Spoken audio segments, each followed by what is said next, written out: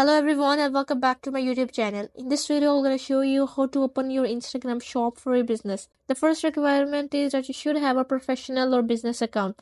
So to create a professional or business account, just go to your profile, then tap on three lines in the top right corner, then select settings, and then from there select account types and tools. Now switch to a professional account, choose business and follow the prompts. Next, you need a Facebook page connected to your Instagram account. In settings, select account and then linked accounts and connect your Facebook page.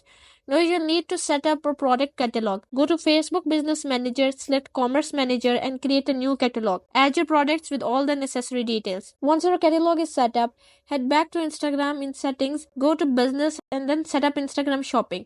Follow the steps to link your catalog. Instagram will leave your account, which can take a few days. Once approved, you'll get a notification and you can start tagging products in your posts and stories. And that's it. Your Instagram shop is now ready. Don't forget to like, comment, and subscribe for more quick tips. Happy selling!